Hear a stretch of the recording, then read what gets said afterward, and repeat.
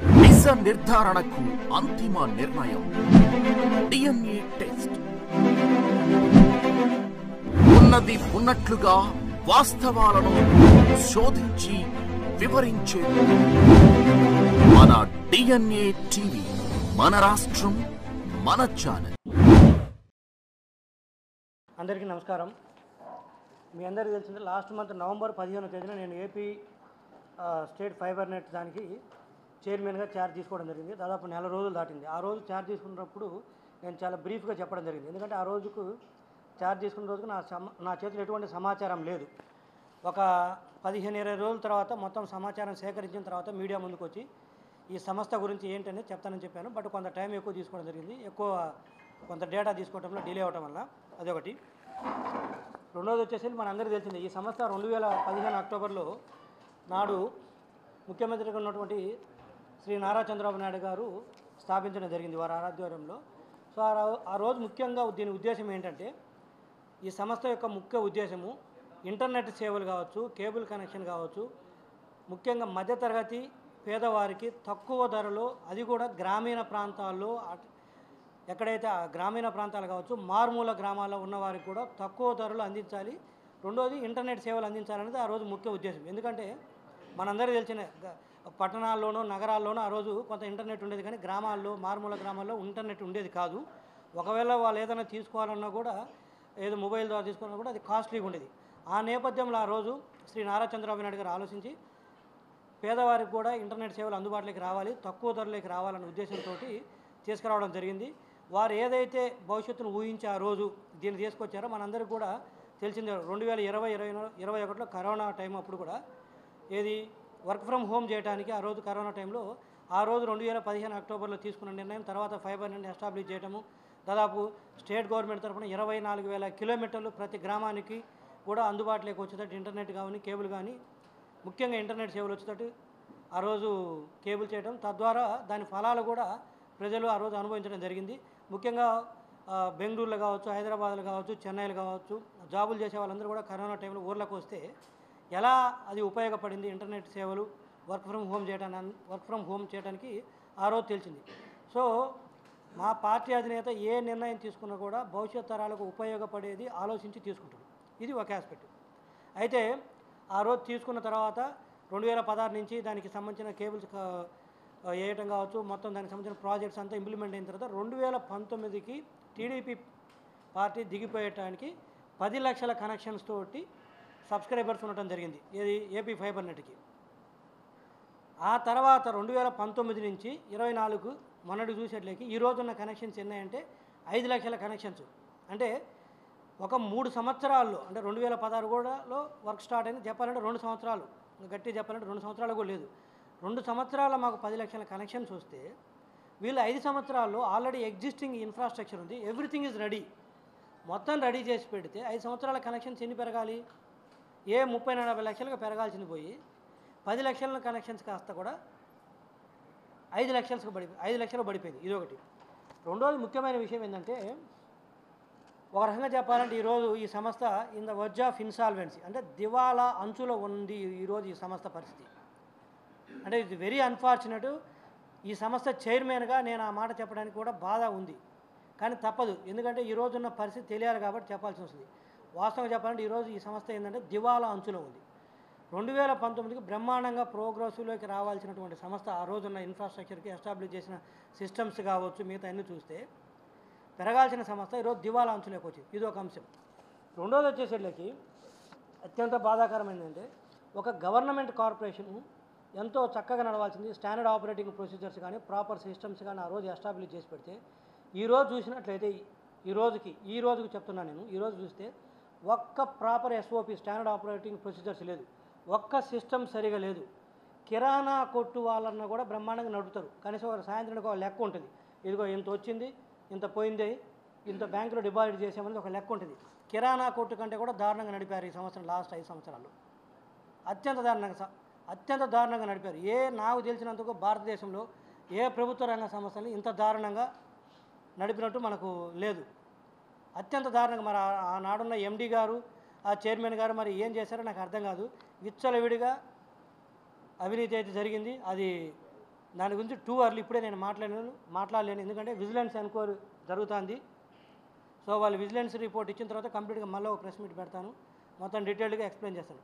But ఈరోజున్న పరిస్థితి చూస్తే మాత్రం అది విచ్చలవిడిగా వాళ్ళు ఇష్టం వచ్చినట్లు రన్ చేయడం జరిగింది. మీకు నేను చెప్పిన దానికి విత్ నెంబర్స్ తోటి కొన్ని చెప్తాను, తద్వారా మీకు అర్థమవుతుంది ఇది దివాలా అంచులో ఉందా లేదా, 2019కి ఉన్న పర్ఫార్మెన్స్ ఏంటి, ఈరోజు ఏంటనేది మీకు నెంబర్స్ తోటి చెప్తే అర్థమవుతుంది. ఉదాహరణకి 2019లో ఇదే సంస్థ నడపడానికి ఆ రోజు మా దగ్గర ఉన్న ఎంప్లాయీస్ ఎంతమంది తెలుసా, 108 మంది ఎంప్లాయీస్ తోటి ఈ ఎంటైర్ సంస్థ నడపడం జరిగింది. కేవలం 108 మంది ఎంప్లాయీస్ తోటి 10 లక్షల కనెక్షన్స్ వచ్చినవి, 24,000 కిలోమీటర్లు కేబుల్ వేయడం జరిగింది, ఆప్టిక్ కేబుల్, ఫైబర్ కేబుల్ వేయడం జరిగింది. మిగతా ఇన్ఫ్రాస్ట్రక్చర్ మొత్తం కూడా ఎస్టాబ్లిష్ చేయడం జరిగింది కేవలం 108 మందితోటి. దానికి ఆ రోజు మేము ఎంప్లాయీస్ మీద పెడుతున్న ఖర్చు అంటే వేజ్ బిల్ అంటారు, వాట్ ఎవర్ శాలరీ మంత్కి అయితే ఉన్న ఖర్చు అని తెలిసినప్పుడు 2019 దిగిపోయడానికి 40 లక్షల రూపాయలు. 108 మంది ఎంప్లాయీస్ తోటి 40 లక్షలు మంత్లీ శాలరీస్ తోటి నడిపిన మా సంస్థని. అప్పటికి 10 లక్షల కనెక్షన్స్ బ్రహ్మాండంగా, ఇంటర్నెట్ సేవలో కానీ ఎటువంటి అంతరాయం ఉండేది కాదు. ఏదైనా 1-2 సమస్యలు వచ్చినా కూడా నిమిషాల్లో సాల్వ్ అయ్యేది. కానీ ఈరోజు పరిస్థితి ఏంటంటే మరి కనెక్షన్స్ 5 లక్షల నుంచి 10 లక్షల నుంచి 5 లక్షలు పడిపోయినాయి కదా. అంటే ఎక్కడ కూడా ఇందాక నేను చెప్పాను సంస్థ దివాలా అంచులకు వచ్చింది. 10 లక్షలు ఉన్న కనెక్షన్స్ 5 లక్షలకు పడిపోయినాయి. ఎక్కడికెక్కడ కేబుల్లు తీసుకెళ్ళిపోయారు. ఇంకా సరే అదంతా థెఫ్ట్, ఫ్రాడ్ మళ్ళీ తర్వాత మాట్లాడుతాం. అయితే ఈరోజు ఎంప్లాయీస్ ఎంతమంది ఉందో తెలుసా, వీళ్ళు గవర్నమెంట్ మారడానికి 1363 మంది. ఆ రోజు 2019లో 108 మంది ఎంప్లాయీస్ ఉంటే ఈరోజు 1363 మంది ఎంప్లాయీస్ తోటి నెలకు 4 కోట్ల శాలరీస్. మేము ఆ రోజు ఇచ్చింది 40 లక్షలు. 108 మంది ఎంప్లాయీస్కి 40 లక్షలు శాలరీస్ ఇస్తే ఈరోజు 1363 మందికి 4 కోట్ల శాలరీస్. పోనీ 40 లక్షల నుంచి 4 కోట్లకు శాలరీస్ పెరిగితే అంటే 10 రెట్లు పెరిగింది దాదాపు, అంతే కదా. 10 రెట్లు పెరిగితే బిజినెస్ ఎంత పెరగాలి, 5 లక్షలు 10 లక్షలు ఉన్న కనెక్షన్స్ ఆ రోజు 1 కోటి కనెక్షన్స్ అవ్వాలి. సమస్యలు కూడా 10 రెట్లు తగ్గాలి ఇంతమంది ఎంప్లాయీస్ని పెంచి ఇంత ఖర్చు పెట్టినందుకు. కానీ ఈరోజు పరిస్థితి ఏంటి, 10 లక్షల కనెక్షన్స్ 1 కోటి కనెక్షన్స్ అవ్వాల్సింది పోయి ఈరోజు 10 లక్షల కనెక్షన్స్ 5 లక్షలకు వచ్చింది. ఇదే సంస్థ ఇండియాలో నెంబర్ 1 అవ్వాల్సిన సంస్థ దివాలా అంచులకు వచ్చింది. ఏది ఇంత ఖర్చు పెట్టి 1363 మంది ఎంప్లాయీస్ని పెట్టి 4 కోట్లు మంత్లీ శాలరీస్ ఇస్తూ దివాలా అంచులో చేసుకొచ్చారు. కనెక్షన్స్ పెరగలేదు. అన్నిటికీ మించి కేబుల్ ఆపరేటర్ని నిజంగా చిత్రహింసలకు గురి చేశారంటానికి కూడా ఇంకా మాటలు చెప్పు. ఆ విధంగా అరెస్ట్ చేశారు కేబుల్ ఆపరేటర్స్. ఎందుకు చెప్తున్నంటే ఎల్ఎంఓలు మేము ప్రిన్సిపల్ అయితే వాళ్ళు ఏజెంట్, మాకు వాళ్ళు రెవెన్యూ జనరేటర్స్ ఎంతో చక్కగా చూసుకోవాల్సిన కేబుల్ ఆపరేటర్స్ని కూడా చిత్రహింసలకు గురి చేశారు. వాళ్ళ దగ్గర డబ్బులు తీసుకున్నారంట, కనెక్షన్స్ ఇవ్వలేదు. అదేవిధంగా ఎవరు డబ్బులు ఎక్కువ ఇస్తే ఒక ఎల్ఎంఓ అంటారు, కేబుల్ ఆపరేటర్ అంటారు, వాళ్ళ దగ్గర నుంచి కనెక్షన్ తీసేయటము, వేరే వాళ్ళు డబ్బులు ఇస్తే వాళ్ళకి ఇచ్చేయటము, ఇటువంటి ప్రాక్టీసులు చేశారు. సో ఇంత ఖర్చు పెట్టి వీళ్ళు చేసింది అంటే దివాలా అంచుకు తీసుకొచ్చారు. ఇన్ని కోట్లు ఖర్చు పెట్టి జీతాలు ఇచ్చి, నేను చెప్పిన 4 కోట్ల సంవత్సరానికి కదా, నెలకు వాళ్ళు ఇచ్చిన జీతాలు, మేము 40 లక్షల జీతాలు నెలకి ఇస్తే ఇలా 4 కోట్లు ఇచ్చారు. ఇది పరిస్థితి.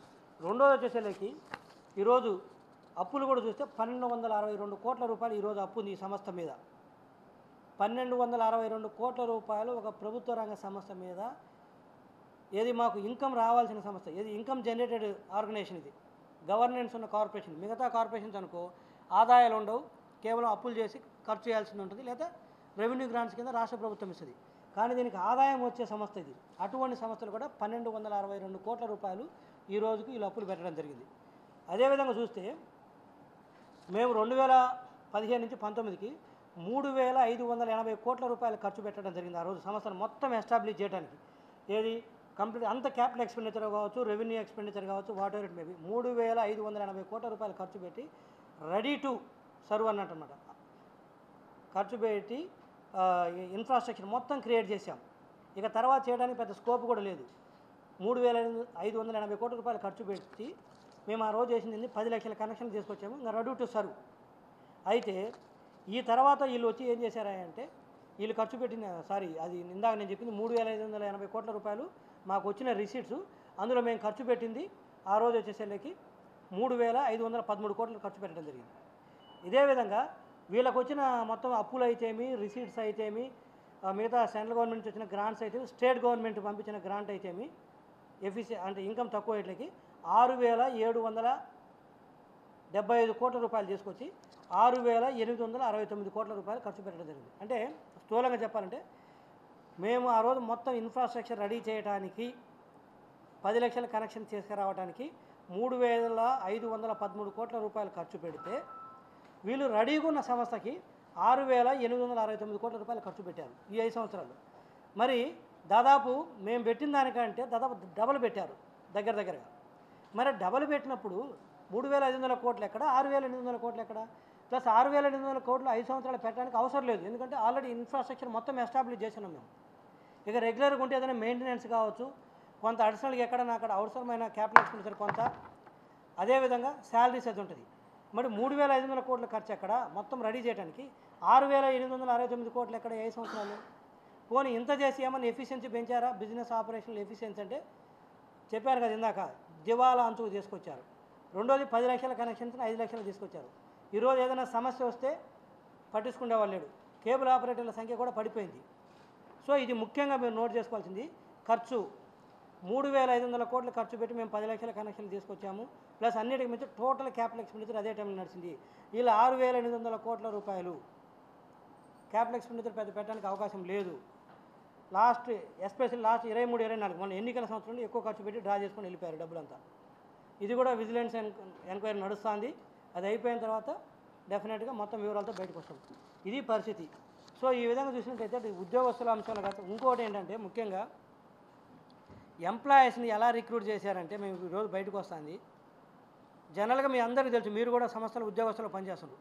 ఒక ఉద్యోగం రావాలంటే ఏంటి, మీరు అప్లై చేసుకుంటారు, ఒక ఆఫర్ లెటర్ వస్తుంది, మీరు దాన్ని యాక్సెప్ట్ చేస్తారు. తర్వాత ఆ సంస్థ మీకు ఏం చేస్తారు, ఒక అపాయింట్మెంట్ లెటర్ ఇస్తారు. కానీ వీళ్ళు ఏం చేశారు, వాట్సాప్ ద్వారా ఒక వైసీపీ కార్యకర్త లేకపోతే వైసీపీ ఎమ్మెల్యేను, మినిస్టరో ఎంపీ ఒక మెసేజ్ పెడతారు. ఇక్కడ ఆఫర్ లెటర్లు ఉండవు, అపాయింట్మెంట్ లెటర్స్ ఉండవు. ఆ వాట్సాప్ ద్వారా వచ్చిన మెసేజ్ తీసుకొని వీళ్ళకు పేరోల్లో పెట్టేస్తారు. నెల జీతాలు నడుస్తాయి. ఇలా ఒకళ్ళు కాదు, ఇద్దరు కాదు, 100 ఉన్నారు. ఆ డేటా కూడా భవిష్యత్తులో మీకు మొత్తం ప్రజెంట్ చేస్తాం. సరే, వ్యక్తిగతంగా వాళ్ళ పేర్లు మేము బయటికి చెప్పలేకపోవచ్చు, కానీ అది పద్ధతి కాదు. బట్ జరిగిన ప్రాసెస్ ఇది. ఎక్కడన్నా నడుస్తుందా? కనీసం ఒక దాన్ని ఏమంటారు, ప్రొప్రైటరీ కన్సర్న్లో కూడా, ఒక చిన్న ఆర్గనైజేషన్లో కూడా ఒక పిలిచి చిన్న ఇంటర్వ్యూ చేస్తారు. నువ్వేం చేస్తావు, నీకేమొచ్చు, నీకు వచ్చిన తగ్గట్టుగా మేము పని ఇవ్వగలమా, ఇచ్చిన తర్వాత పని చేయించుకోగలమనేది ఆలోచిస్తారు. కానీ ఇక్కడ ఏం చేశారు వీళ్ళు, సింపుల్గా వాట్సాప్లో మెసేజ్ వస్తుంది, రిక్రూట్ చేశారు. పోనీ వాళ్ళు ఏమైనా సంస్థలు ఉన్నారంటే, ఓ ఎంపీ ఇంట్లో డ్రైవర్స్గా, ఓ ఎమ్మెల్యే ఇంట్లో వంట మనిషిగా, ఇంకొక మినిస్టర్ దగ్గర అటెండర్గా పనిచేస్తున్నారు. ఏది, మా సంస్థలో జీతాలు తీసుకుంటూ అక్కడ పనిచేస్తుండ్రు. పోనీ అదైనా కానీ ఒక ఆఫర్ అపాయింట్మెంట్ లెటర్ ఇచ్చి ప్రాపర్గా చేశారంటే అది దిక్కులేదు. అంటే వాళ్ళ ఇష్టం. సో ఇవన్నిటి పరిస్థితి ఈ నేపథ్యంలోనే ఇదిగో ఈ సంస్థ ఇదిగో దివాలా అంచులకు రావడం జరిగింది. ఇలా చెప్పుకుంటూ పోతే చాలా ఇష్యూస్ ఉన్నవి. క్యాపిటల్ ఎక్స్పెండిచర్ నేను చెప్పాను. తర్వాత వచ్చేసరికి సరే, ఇవన్నీ కూడా మళ్ళీ ఇంకొక ప్రెస్ మీట్ కూడా చేశాను. దాన్ని ఏమంటారు, విజిలెన్స్ ఎంక్వైరీ నడుస్తుంది. అది అయిపోయిన తర్వాత డెఫినెట్గా విత్ ప్రూఫ్స్ తోటి వస్తాం. ఇప్పుడు నేను కొన్ని కూడా ప్రూఫ్స్ ఇవ్వడం జరిగింది మీకు, ఎక్స్పెండిచర్ అవన్నీ కూడా. ఇది కాకుండా వచ్చేసరికి పోల్ ట్యాక్స్ ఇష్యూస్కి సంబంధించి ఒక ఇష్యూ చెప్పాలి. విద్యుత్ అధికారులకి 2017లో మాకు ఆ రోజు మా ఎండీ గారు లెటర్ రాస్తే, మా కేబుల్ ఆపరేటర్స్ ఎవరైతే ఉన్నారో వాళ్ళకు సంబంధించి ఈ కేబుల్ పోల్స్ మీద వేసుకున్నందుకు మాకు క్లియర్గా ఆ రోజు చెప్పడం జరిగింది. దీని మీద ఎటువంటి అభ్యంతరాలు లేవు, ట్యాక్స్ ఎటువంటి ఛార్జెస్ కూడా పే చేయాల్సిన అవసరం లేదని. బట్ ఈ రోజు నాకు తెలుస్తుంది ఏంటంటే, మా సంస్థకు సంబంధించిన కేబుల్ ఆపరేటర్స్ను కొంతమంది విద్యుత్ అధికారులు ఏఈ/డిఈ లెవెల్లో కొంత ఇబ్బంది పెడుతున్నారు. దయచేసి మీరు అర్థం చేసుకోండి, రెండు కూడా ప్రభుత్వ రంగ సంస్థలే, మీదైనా మాదైనా. ఆల్రెడీ ఇది క్లియర్గా ఆ రోజున ప్రిన్సిపల్ సెక్రటరీ గారు, ఆ రోజున ఎండీ గారు రాస్తే క్లియర్గా ఎగ్జామ్షన్ ఇవ్వడం జరిగింది.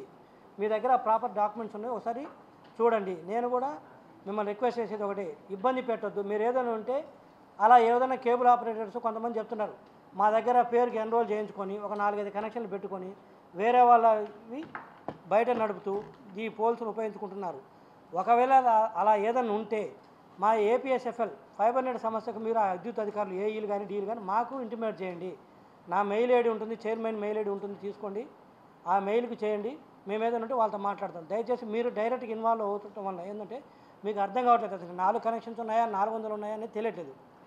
ఈవెన్ దో ఏఈడిఈలు కింద స్థాయి అధికారులు పై స్థాయి ఉన్నతాధికారులు చెప్పినప్పటికి కూడా వాళ్ళు ఇష్టం వచ్చినట్టు చేస్తున్నారు. అది కరెక్ట్ కాదు. మీకు కావాలంటే మీరు చెక్ చేసుకోండి. మీరు ఆ ఉన్నత స్థాయి అధికారులు మాకు క్లియర్గా ఈ సంస్థకు సంబంధించిన కేబుల్ ఆపరేటర్స్కి ఎగ్జామ్షన్ ఇవ్వడం జరిగింది. దాన్ని దృష్టిలో పెట్టుకొని దయచేసి మీరు వాళ్ళని ఇబ్బంది పెట్టొద్దు. ఏదంటే మా సమస్య దృష్టికి తీసుకురండి, మేము తీసుకుంటే వాళ్ళ పైన చర్యలు ఏదన్నా ఉంటే. అదొకటి. రెండోది వచ్చేసరికి ఓపీజీడబ్ల్యూ ఇష్యూ కూడా ఒకటి ఉంది మాకు. దయచేసి కానీ ఎనర్జీ డిపార్ట్మెంట్ని అడుగుతున్నాము, దాన్ని కూడా మీరు ఇబ్బంది పెట్టొద్దు. అఫ్కోర్స్ మీకు రైట్స్ ఉన్నాయి, మేము కాదనట్లేదు.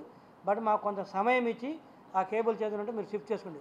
ఆల్ ఆఫ్ సడన్గా మీరు ఓవర్ నైట్లో మాట్లాడడం వల్ల ఏమవుతుందంటే కొన్ని ఏరియాల్లో వేల కనెక్షన్స్ దెబ్బతింటుంది. మాకు కొంత సమయం ఇస్తే మేము దానికి ఆల్టర్నేటివ్ చూసుకుంటాము. డెఫినెట్గా అమికబుల్గా సెటిల్ చేసుకోవాల్సినటువంటి విషయం ఇది. సో ఇవి స్థూలంగా. మీరు ఏదైనా అడిగితే విలేకరులు మీరు అడగండి దయచేసి. Yeah please. యా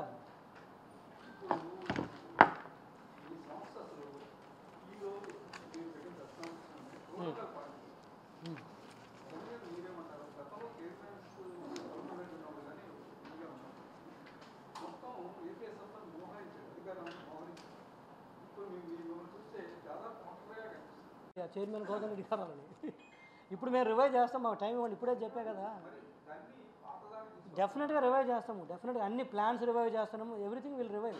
ఒకసారి రివైవ్ చేసిన తర్వాత మళ్ళీ 1 or 2 months తర్వాత వీళ్ళు హోల్డ్ ఏ ప్రెస్ మీట్ డెఫినెట్గా చెప్తాము. ఎందుకు మాట్లాడండి మీరు. మళ్ళీ వస్తాడు కాబట్టి అప్పుడు అంటారు, అది జరగదు లేదు. అది తగ్గిపోయినాయి. చెప్పే 10 లక్షల నుంచి 5 లక్షలకు వచ్చినాయి మొత్తం. అన్నీ ఇప్పుడు నేను ఈ రోజు నుంచి జిల్లా పర్యటనలు పెట్టుకుంటున్నాను కేబుల్ ఆపరేటర్స్ తోటి. ప్రతి జిల్లాకి వెళ్తున్నాను, వాళ్ళతో కూర్చుంటున్నాను, వాళ్ళకున్న ఇష్యూస్ చేస్తూ మాట్లాడతాను, సమస్యలు కూడా.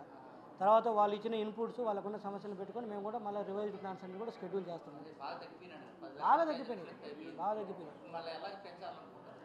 అదే కదా మా టాస్క్. ఇంకా అందుకనే కదా చెప్పేది, ఆ విషయంలో ఎక్కడ కూడా కాంప్రమైజ్ కావాలి. ఇట్ ఈస్ దేర్ అండి. క్వాలిటీ సర్వీస్ మాది. ఫైబర్ కేబుల్ కదా, స్టేబుల్ కనెక్షన్ వస్తుంది. It's good service. Will revive. Okay, anything else?